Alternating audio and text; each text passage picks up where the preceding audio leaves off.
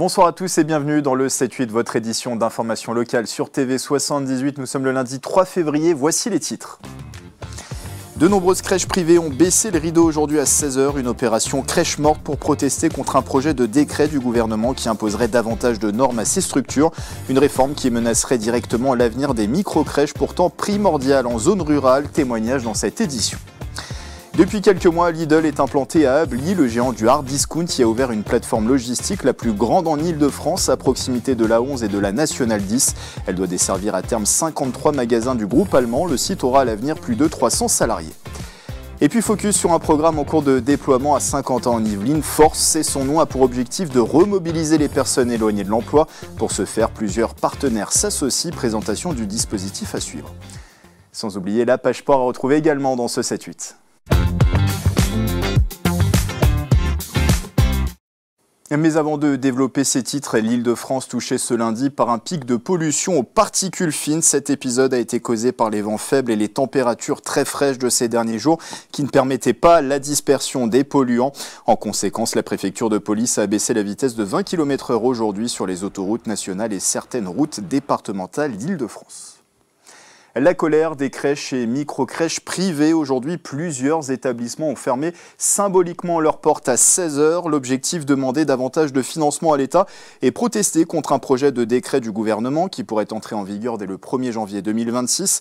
Il obligerait ces structures à remplacer 40% des titulaires de CAP petite enfance par des professionnels plus diplômés.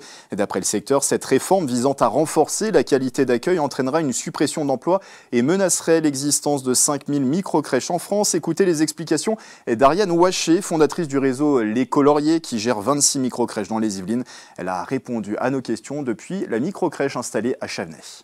Cela impliquerait de licencier ces personnes, de recruter des auxiliaires de puériculture qui malheureusement n'existent pas, puisque nous n'en trouvons pas, puisqu'il y a une pénurie énorme. Aujourd'hui, il manque 10 000 professionnels de la petite enfance en France. Donc aujourd'hui, c'est 36 personnes, en tout cas de mes crèches, que je vais devoir licencier. Mais pire que ça, comme je ne pourrai pas avoir ces personnes en catégorie 1, ces auxiliaires de puériculture, je vais devoir fermer mes crèches. Donc j'ai 26 crèches micro-crèches dans les Yvelines et avec cette mesure, je serai contrainte d'en fermer 17. Une pétition a été lancée en ligne. Elle a recueilli près de 25 000 signatures. Dans les Yvelines, on dénombre environ 280 micro-crèches. Et depuis quelques mois, le groupe Lidl a une nouvelle plateforme en Île-de-France située à Ably. Elle est la plus grande du géant du hard discount en France, près de 90 000 m² pour desservir une cinquantaine de points de vente. Reportage de Mélanie Poquet et de Patrick Jacques de Dixmude. Vous avez donc en termes de flux une douzaine de quais ici, où tous les retours des supermarchés vont se faire ici. 87 000 m² pour désengorger certaines directions régionales et fluidifier l'activité. Dans la commune d'Ably, Lidl a une nouvelle plateforme, la plus grande d'Île-de-France. Elle a débuté son fonctionnement en octobre 2024. Ably vient dans une continuité de l'implantation sur un maillage territorial qui est très important et très dense. Donc ça donne une vraie flexibilité. C'est intéressant d'avoir en tête que c'est 1,5 million de kilomètres de gagnés par an avec une plateforme comme celle-là sur nos flux logistiques. Un accompagnement sur la partie administrative, la partie facilitation d'implantation, notamment les relations avec l'État, puisqu'on a obtenu que l'État finance le rond-point d'accès alors qu'au départ, ce n'était pas forcément gagné. C'est là qu'on a été assez charnière. En janvier, la plateforme fonctionnait à 30%. À terme, ce seront plus de 300 salariés qui y travailleront.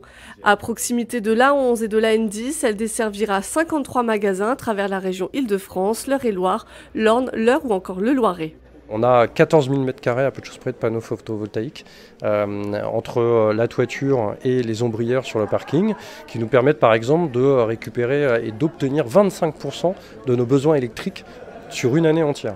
On a des récupérations de chaleur, par exemple, qui nous permettent d'avoir l'eau chaude dans nos locaux et qui n'est pas une production supplémentaire, mais réutilisée de la chaleur dégagée, par exemple, par les groupes froids qui entretiennent nos cellules surgelées, frais et viande de volaille. La plateforme a été officiellement inaugurée le 24 janvier dernier. L'an passé, le taux de chômage a atteint 6,5% dans le département au troisième trimestre. Pour amener les personnes très éloignées de l'emploi sur le chemin d'une activité professionnelle, un dispositif vient d'être lancé à Saint-Quentin-en-Yvelines. Son nom, Force. Explication avec Tristan Hébert, directeur de la mission locale Skiway 1625. Remobiliser un maximum de Saint-Quentinois qui actuellement sont très éloignés de l'emploi.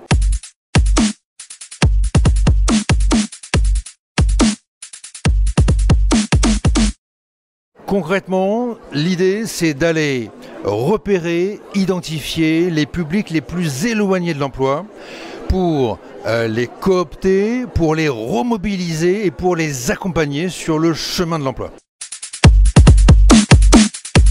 Le cœur de cible, c'est les publics les plus éloignés de l'emploi, qui sont hors radar, qui ne sont pas accompagnés actuellement par une structure du réseau pour l'emploi.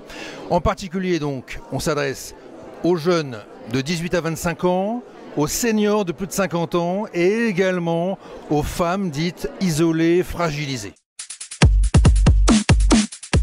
L'objectif de ce dispositif, c'est donc de remobiliser un maximum de Saint-Quentinois qui actuellement sont très éloignés de l'emploi en leur proposant des ateliers de remobilisation, de découverte des métiers, de découverte des formations pour accéder à ces métiers, des ateliers sur la confiance en soi, sur le repérage des compétences, sur la gestion du stress, et puis de les amener sur le chemin de l'emploi, de les raccrocher par des visites en entreprise par exemple, par des rencontres avec des employeurs, les raccrocher vraiment à cette dynamique emploi sur le territoire de Saint-Quentin-en-Yvelines.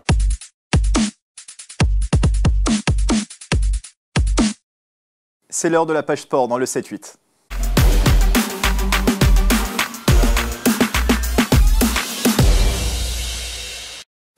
En football, rien ne s'arrange pour Versailles, battu par le leader de National Nancy. Défaite 3-2 vendredi dans une rencontre où les Versaillais menaient pourtant 2-0. Le club ne gagne plus depuis le 1er novembre dernier en championnat. Il pointe à l'avant-dernière place et est donc relégable.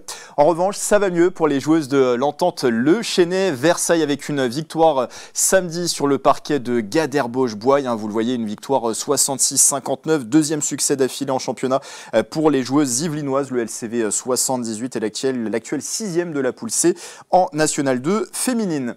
Éric Bellion de retour enfin dans l'hémisphère nord. Il a franchi le Versaillais, l'Équateur et ce week-end. Pour rappel, le skipper Stenaz-One Altavia boucle son tour du monde hors course suite à son abandon du Vendée Globe.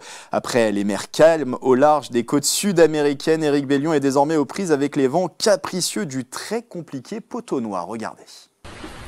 Salut les amis, je vous parle depuis le Poteau Noir. J'espère qu'on en voit la fin.